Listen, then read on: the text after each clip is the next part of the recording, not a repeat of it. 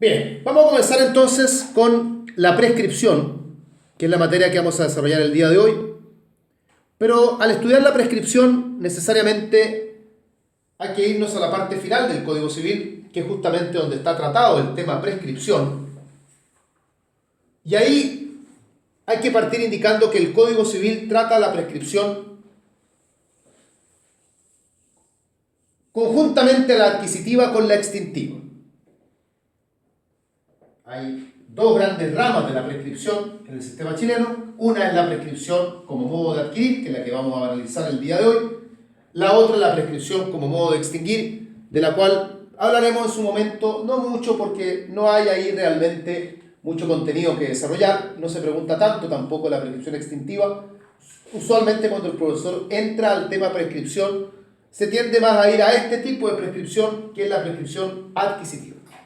Están tratadas juntas porque tienen algunas reglas comunes, y entonces el legislador, pensando en que lo mejor era no repetirse reglas aquí y reglas allá, lo cual habría sucedido si las hubiese tratado por separado, estimó que era mucho más efectivo tratarlas en conjunto, porque así entonces podía tratar ciertas reglas que tienen en común, temas como por ejemplo la suspensión de la prescripción, temas como por ejemplo la interrupción civil de la prescripción, que según iremos viendo son temas comunes a tanto la prescripción adquisitiva como la prescripción extintiva.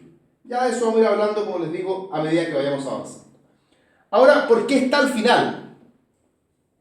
¿Por qué están al final las prescripciones? Bueno, hay varias razones para eso, hay varias razones que intentan explicar el por qué la prescripción aparece desarrollada al final. Hay razones históricas, puesto que los códigos de la época así lo hacían, y Andrés Bello, como fue un seguidor del derecho europeo y tomó muchas reglas del código francés, código austríaco, código de Baviera, el proyecto de código español, y en ellos la prescripción aparecía tratada al final. Andrés Bello estimó que lo más prudente era también tratarla al final. Ahí hay un antecedente histórico para ello. También hay una razón simbólica del por qué aparece la prescripción tratada al final, y esa razón simbólica es que la prescripción, como es una institución que le pone cierre a muchas instituciones, se dice entonces que una forma simbólica de ponerle cierre al Código Civil es también a través de la prescripción, y por eso es el último tema que está tratado por el Código. Esa es la razón denominada la razón simbólica, junto con la razón histórica, y hay también una razón jurídica del por qué la prescripción está al final, y es que Andrés Bello quiso que la prescripción apareciese separada del resto de los contenidos del Código Civil, puesto que la prescripción es una institución de aplicación general. Todo eventualmente prescribe. Y por lo tanto, el temor de Andrés Bello era que si él trataba la prescripción, por ejemplo, solo en el libro cuarto a razón de los contratos, se podía creer que solamente los contratos operaban la prescripción, o si la prescripción aparecía tratada en el libro segundo nada más, se podía pensar que la prescripción era una institución particular del libro segundo, y que eso se evitaba tratando la prescripción al final, porque aparece casi desvinculada del resto del Código Civil. Está la prescripción desarrollada a partir del artículo 2492. A partir del artículo 2492, ahí parte la prescripción. Y es en ese mismo artículo donde la prescripción aparece definida. El 2492 define prescripción. Y dice que la prescripción es el modo de adquirir el dominio de las cosas ajenas, es el modo de adquirir el dominio de las cosas ajenas, o de extinguir los derechos y acciones ajenos. Modo de adquirir el dominio de las cosas ajenas o de extinguir los derechos y acciones ajenos por haberse poseído las cosas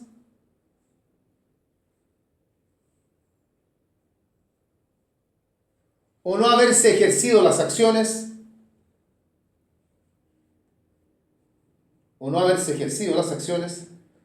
por un cierto espacio de tiempo,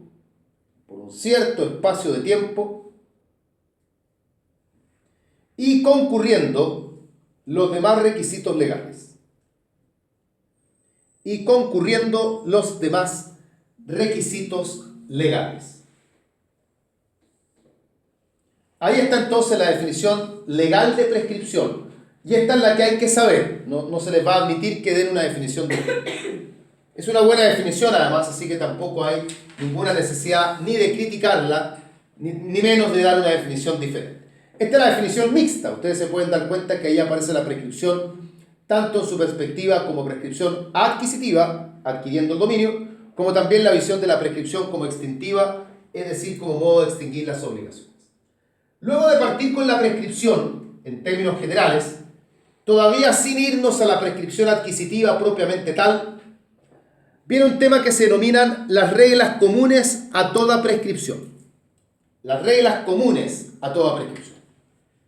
Y esas reglas comunes se pueden estudiar de la manera sencilla, mnemotécnica, o sea, recurriendo a una asociación de palabras, simplemente indicando que la prescripción tiene como reglas comunes el corre, el puede y el debe. Corre, puede y debe. Esas son las reglas comunes a toda prescripción. Siempre les digo lo mismo, no lo pueden contestar así en un examen, ¿ya? Es solamente para que asocien palabras y les sea más fácil luego destacar cuáles son las reglas comunes a toda prescripción. Corre, puede y debe. ¿Qué significa todo esto? Vamos bien.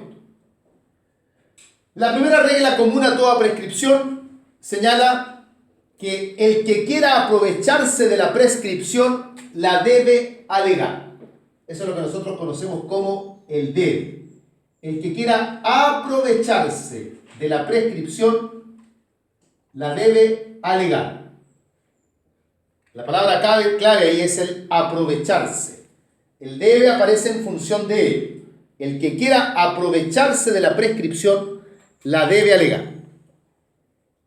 El error que el alumno comete aquí es pensar que la prescripción hay que alegarla para que opere. No es así. La prescripción no se alega para que opere. La prescripción opera por el solo transcurso del tiempo. La prescripción se alega para obtener un provecho de ella. Esto lo destaca el artículo 2493. Ahí es donde está la regla del debe. El que quiera aprovecharse de la prescripción la debe alegar. Este debe alegar, este aprovecharse, es netamente procesal. El código lo que nos quiere decir es que si yo en juicio quiero recurrir a la prescripción como medio de defensa, tengo que alegarla. En otras palabras, la prescripción no es declarada de oficio por el juez, sino que la prescripción, el que la quiera alegar, el que la quiera usar a su favor, el que quiera aprovecharse de ella, la va a tener que alegar. ¿Y cómo se alega?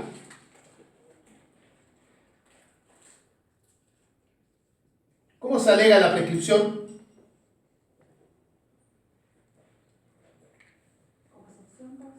Aquí esto cuidado, porque esta pregunta es examen de grado. ¿Cómo se alega la prescripción? Se alega dependiendo del tipo de prescripción. La extintiva, la prescripción extintiva, se alega efectivamente como excepción. Particularmente es una excepción perentoria. La prescripción extintiva es una excepción perentoria. No vamos a entrar en el detalle de cuándo se intenta, pero que sea perentoria significa que la finalidad es destruir la pretensión del demandante. Destruir la pretensión del demandante.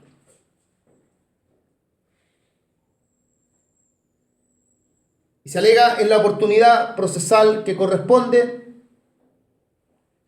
No vamos a conversar de eso porque eso lo veremos en procesal. Además que va a depender además del tipo de juicio. Para saber cuál es esa oportunidad procesal va a depender del tipo de juicio.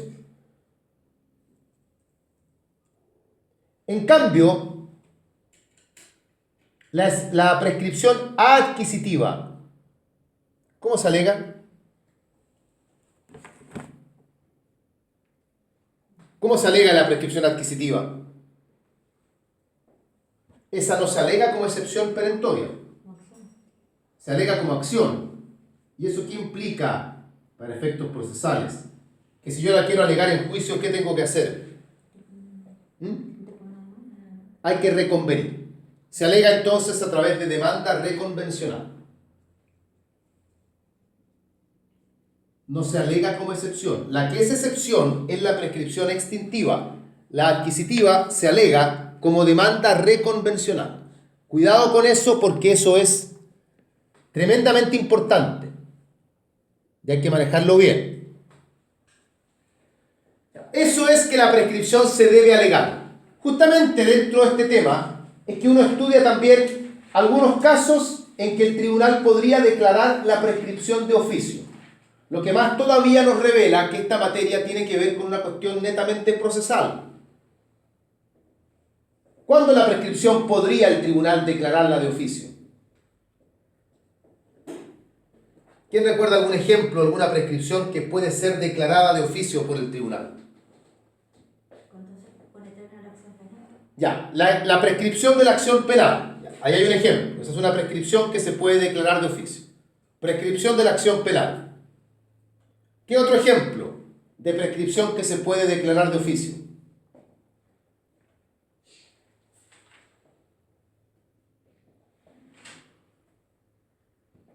¿Qué otro ejemplo conocen? La prescripción de la pena también se puede declarar de oficio. También la prescripción, como dice Mauricio, del mérito ejecutivo que tenga el título. La prescripción del mérito ejecutivo también se puede declarar de oficio. También en materia tributaria, las acciones tributarias pueden ser declaradas prescritas de oficio. Dense cuenta cómo los pocos casos que hay en que el tribunal puede declarar la prescripción de oficio son solo casos de prescripción extintiva. La adquisitiva es así que el tribunal no la puede declarar de oficio. Si cabe la posibilidad de que alguna se pueda declarar de oficio, esa es la extintiva, que por lo demás tampoco es común que se haga. Pero si alguna se podrá hacer, es esa. Esa es la regla del debe. Vamos ahora a la regla llamada puede. No, espérense, a ver. Vamos a ver en el orden que la trata el código. Que justamente es el puede.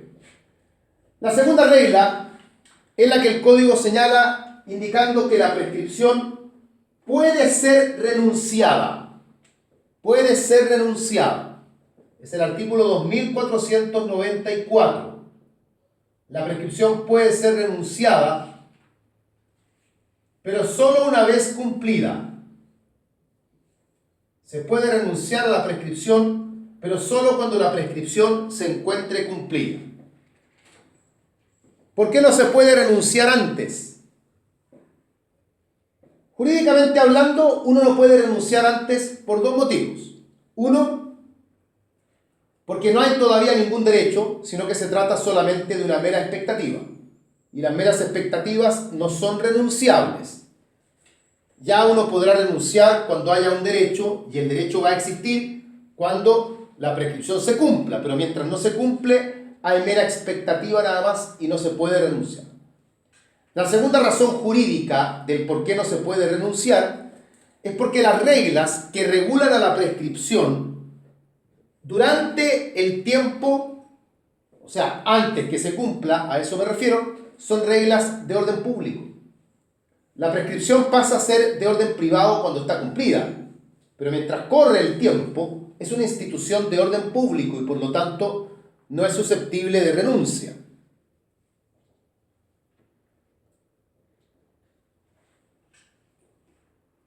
Pero además de estas razones jurídicas, hay también una razón práctica del por qué la prescripción no se puede renunciar anticipadamente, y es que la doctrina señala que si fuese posible renunciar a la prescripción de manera anticipada, en todos los contratos se renunciaría a la prescripción.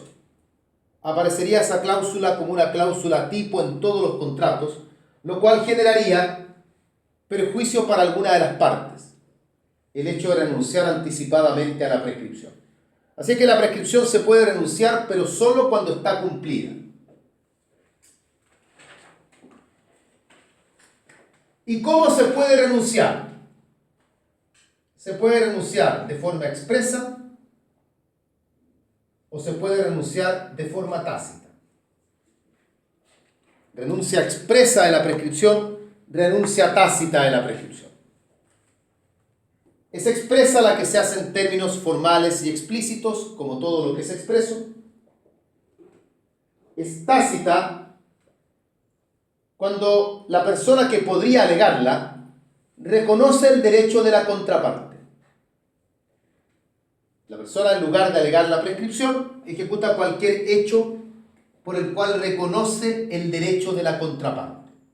Así, por ejemplo, a mí me demandan alegando que debo una cantidad de dinero, esa deuda se encuentra prescrita ya, pero yo en lugar de alegar la prescripción, pago, o le pido al acreedor un plazo para pagar.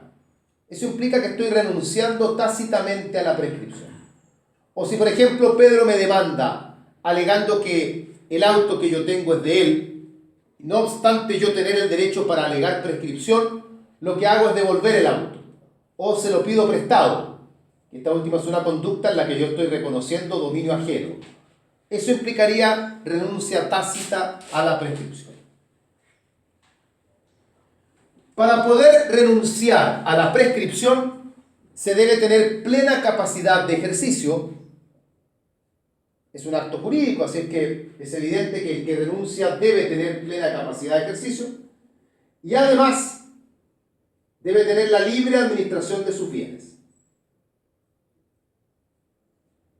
No solamente plena capacidad de ejercicio, sino que también tener la libre administración de los bienes. Expuesto esto último, pues se trata de un acto de disposición. No basta entonces solo con la plena capacidad de ejercicio, sino que además a todo esto se debe tener la libre administración de los bienes. Se trata, como ya hemos dicho, de un acto de disposición. Tenemos ya entonces todas las reglas comunes. El corre, lo vamos a ver ahora. Tenemos el puede y el debe. ¿A qué se refiere el corre?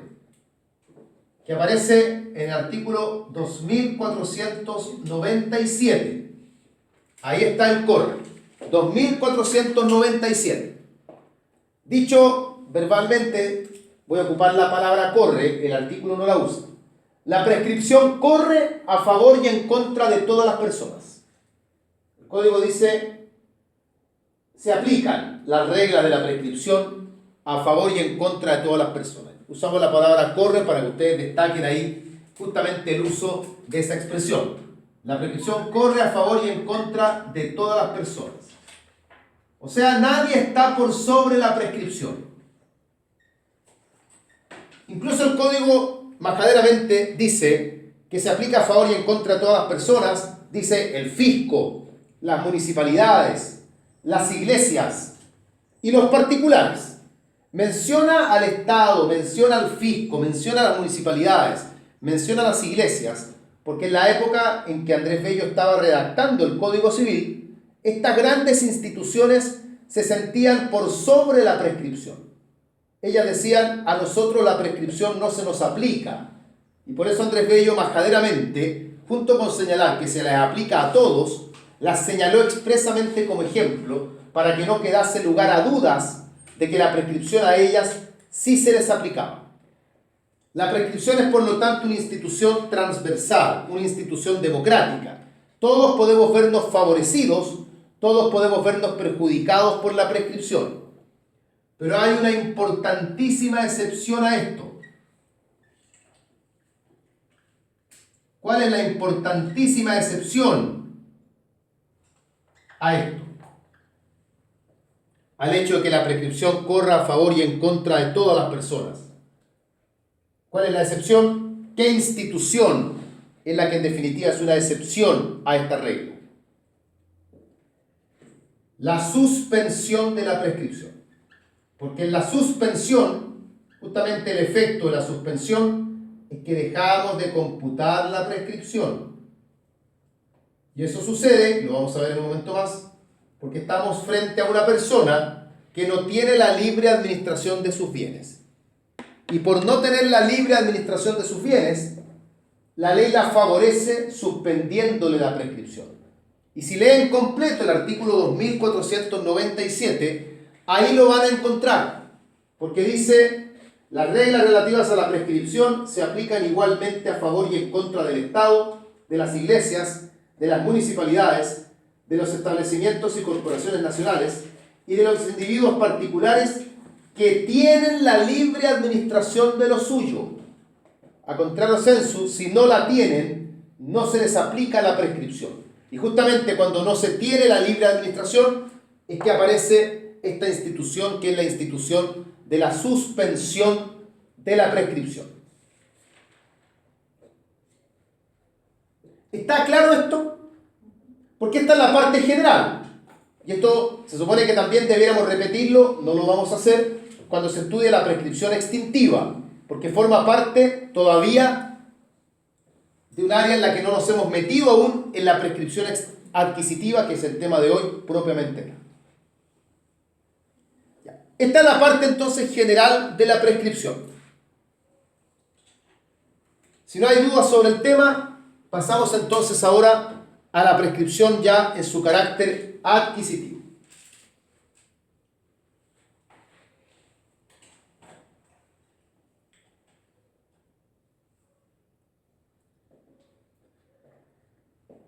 Ya, pasemos entonces ahora a la prescripción